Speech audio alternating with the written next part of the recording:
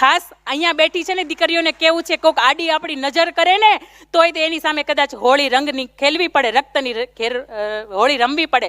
જો તમે સાચા હોય ને તો રમવામાં વાંધો નથી. દીકરી માટેની ખાસ કેવી છે કે બેટા, ચારિત્ર ઉપર દાગ ન લાગે ને એવું નિષ્કલંક જીવન છે એ જીવીને જજો. એના પછી ત્રીજો તબક્કો આવે છે કે દીકરી 10-12 વર્ષની ઉંમર વટાવે છે અને 15 વર્ષની, 1.5 દાયકાની થાય છે. અને 15 વર્ષની દીકરી હોય એની સામે એમ કહેવાય ને કે બાપની સામે તમારે દીકરો ઊભો હોય ને તો બોલી લેવાની છૂટ હોય, બાપને જે કંઈ પણ કહેવું હોય કહી દેવાની છૂટ હોય. પણ દીકરી સામે ઊભી હોય અને તમારાથી દીકરીની સામે બાપની વિરુદ્ધમાં ન બોલાય અને બોલો ને તો દીકરી છે એ સહન પણ ન કરે. આપણું સૌરાષ્ટ્ર છે, અહીંયા અમરેલી છે, એની બાજુનું લાખાપાદર ગામ ખ્યાલ હશે આપણને. લાખાપાદર ગામ છે એનો લાખાપાદરનો ગામ ધણી લાખાવાળો, અને એને ગુંદાળાનો આપા દેવા ખૂંખાર બારવટીયો એની સાથે વેર બંધાણું.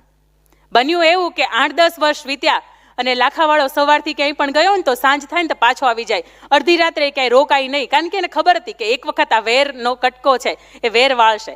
આપા દેવાત કહીને ગયો તો કે લખાવાળા યાદ રાખજે, જે દિવસે રાતના સમયમાં કે જે દિવસે મને ખબર પડી કે તું નહીં હોય એટલે એ દિવસે તારું ગામ છે ને એને હું ધમરોળી નાખીશ, લાખાપાદરને હું ભાંગી નાખીશ. અને એવા સમયે એક વખત કોઈનું ગામતરું થયું અને એ વ્યક્તિને કશે બહાર જવાનું થાય છે.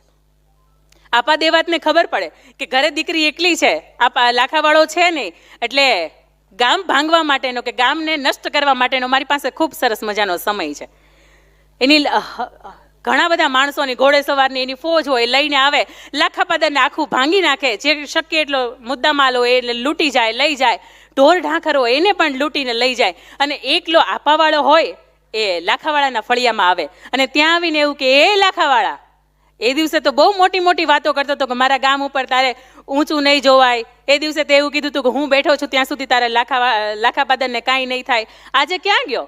એને ખબર હતી કે લાખાવાળો અંદર છે નહીં. કદાચ બની શકે કોઈ બૈરાઓ કે બાઈ માણસ હોય, પણ દરવાજે તાળું હતું એટલે એને વિચાર આવ્યો કે હવે હું એના ફળિયામાં આવ્યો છું ને તો એની વછેરો છે ને એ બાંધ્યો છે, જો હું એને છોડીને લઈ જાઉં તો મારે કેવા થશે કે લાખાવાળાના ફળિયામાં જઈને હું એનો વછેરો લઈ આવ્યો છું. પણ બાપને વેણ કીધું હતું કે લાખાવાળા તું તો તે દિવસે બહુ મોટી મોટી વાતો કરતો હતો અને અત્યારે ક્યાં ગયો? આ દીકરી હીરબાઈને ક્યાંક ખટક્યું. જેવો એ પોતાનું ભાલું હતું ઘોડાથી નીચે ઉતર્યો અને એ ભાલું લઈને નીચે બેઠો વછેરો છોડવા માટે, એટલે પાછળથી 15 વર્ષની હીરબાઈ પાછળથી આવે છે અને એનું ને એનું ભાલું હોય ને લઈને એને છાતીમાં પાછળથી એને પીઠમાં ભોંકે છે અને એને ધૂળ ચાટતો કરી દે છે.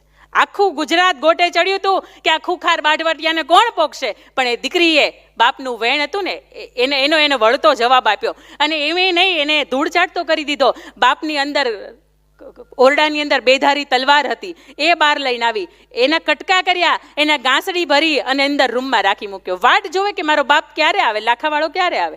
દી ઢળ્યો અને લાખાવાળો ઘરે આવ્યો. એને ખબર પડી કે આ લાખાપાદર ઉપર તો જે આપા દેવા છે એણે હુમલો કર્યો છે.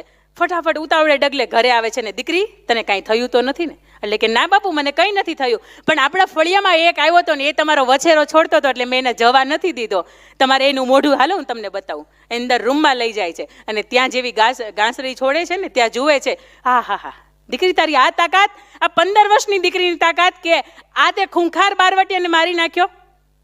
આ હીરબાઈની તાકાત છે ને. બેટા માથા ઉપર હાથ રાખીને કીધું હતું કે બેટા આખું ગામ મને એમ કહેતું હતું કે મારે આંગણે દીકરી છે પણ મારે આંગણે દીકરો છે.